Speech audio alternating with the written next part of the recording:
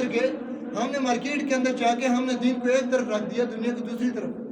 ہم نے سودی کاروبار شروع کر دیا, اللہ کے نبی صلی اللہ علیہ وسلم کے ساتھ اور اللہ کے ساتھ اعلان جنگ کر دیا, اور مسجد کے اندر آ کر ہم کہتے ہیں کہ ہم دین کے اندر پورے کے پورے داخل ہو چکے ہیں. ہم کہتے ہیں کہ ہم مسجد کے اندر آ چکے ہیں, ہم دین کے اندر آ چکے ہیں. تو ایک صحابی اللہ کے نبی صلی اللہ علیہ وسلم کے سامنے نماز پڑھ رہا تھا.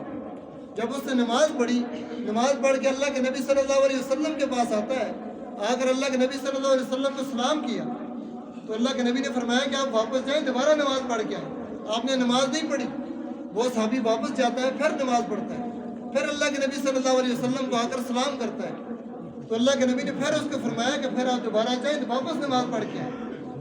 3 دفعہ ایک صحابی وہ شخص جا کے نماز پڑھتا ہے, پھر اللہ کے نبی صلی اللہ علیہ وسلم کے پاس آتا ہے.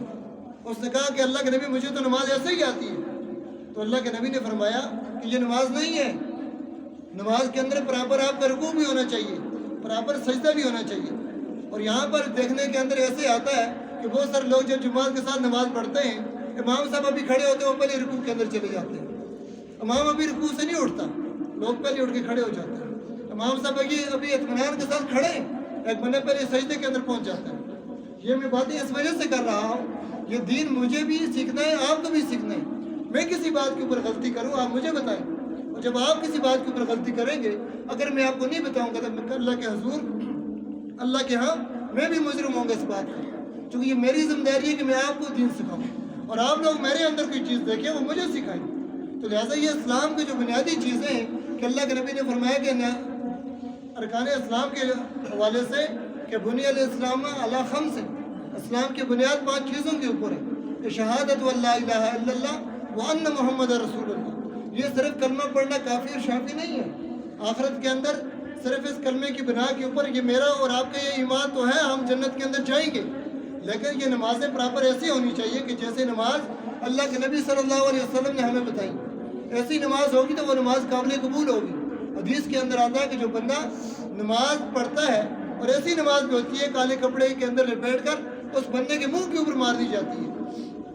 وہ نماز یہ ہوتی ہے کہ جس نماز کے اندر بندے کو پتہ نہیں ہے میں کیا پڑھ رہا ہوں, وہ سجدہ کر رہا ہے, اس کو نہیں پتہ میں سجدے کے اندر میں نے کیا پڑھنا تھا. تو نماز قائم کرنے کا مطلب یہ ہے کہ جو بندہ نماز کے لیے کھڑا ہو جائے وہ اطمینان کے ساتھ کھڑا ہو, اور اس کو پتہ ہو میں اللہ تعالیٰ سے کیا مانگتا ہوں. الحمدللہ رب العالمین, اس کو ترجمہ آنا ہونا چاہیے. اہدنا الصراط المستقیم صراط الذین انعمت علیہم, اس کا ترجمہ آنا چاہیے کہ میں اللہ تعالیٰ سے کون سا انعام مانگتا ہوں. غیر المغضوب علیہم ولا الضالین, کہ میرے اوپر وہ انعام کر کہ جو تیرے پسندیدہ لوگ ہیں. وہ کون لوگ ہیں؟ اہدنا الصراط المستقیم صراط الذین انعم اللہ علیہم من النبیین والصدیقین والشہداء والصالحین. 4 وہ طبقے ہیں.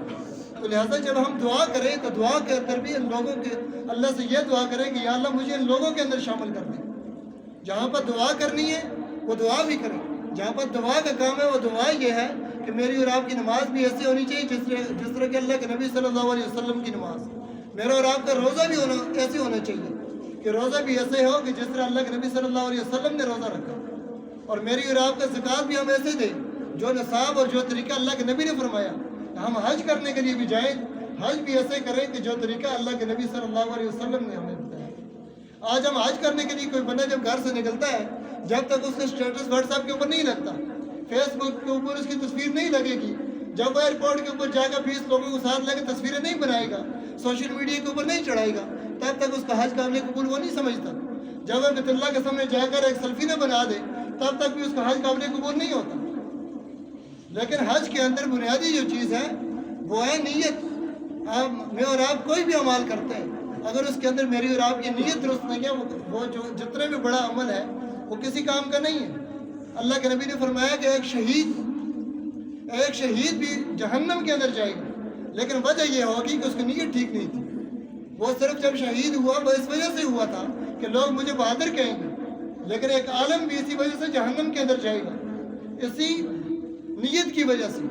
لہذا جو بھی ہم کام کرتے ہیں, چاہے مجھے اور آپ کو جتنی استطاعت ہے, جتنا ہم عمل کر سکتے ہیں, اللہ تعالیٰ کے راستے کے اندر جتنا دے سکتے ہیں, 1 روپے کی استطاعت ہے, لیکن اس کے اندر نیت ہماری خالص ہونی چاہیے. ایک اور حدیث اللہ کے نبی صلی اللہ علیہ وسلم فرمایا کہ قیامت والے دن ایک بندہ آئے گا، وہ اپنی نیکیاں اور اعمال لے کر آئے گا اور پہاڑ سے زیادہ اس کی نیکیاں ہوں گی، لیکن وجہ یہ ہوگی کہ اس نے لوگوں کا دل دکھایا ہوگا، اس نے کسی کا حق مارا ہوگا، اس نے کسی کو گالیاں دی ہوں گی، کسی کو برا بھلا کہا ہوگا، لیکن آخر کے اندر وہ لوگ آئیں گے اور اللہ اس کو سامنے کھڑا کریں گے اور دوسری طرف اس کی نیکیاں ہوں گی، وہ اس کی نیکیاں اٹھا کے ان لوگوں کو دی جائیں گی ساری، آخر کے اندر اس کی ساری نیکیاں ختم ہو جائیں گی اور ان لوگوں کے لوگ پیچھے باقی بچ جائیں گے اور ان لوگوں کے گناہ اٹھا کر اس شخص کو دیے جائیں گے۔ لہٰذا یہ سوچنے کی ضرورت ہے، ضرورت اس بات کی ہے کہ ہم اللہ کے نبی صلی اللہ علیہ وسلم کی تعلیمات کو سیکھیں اور سمجھیں اور اس کے اوپر عمل کرنے کی کوشش کریں جتنا ہو سکے۔ نماز میری اور آپ کی یہ کوشش ہونی چاہیے کہ میری اور آپ کی نماز نہیں رہنی چاہیے۔ آگے چونکہ رمضان آ رہا ہے، رمضان کے اندر بے موسمی لوگ مسجد کے اندر آتے ہیں، یہ میں اس کو آپ نے مائنڈ نہیں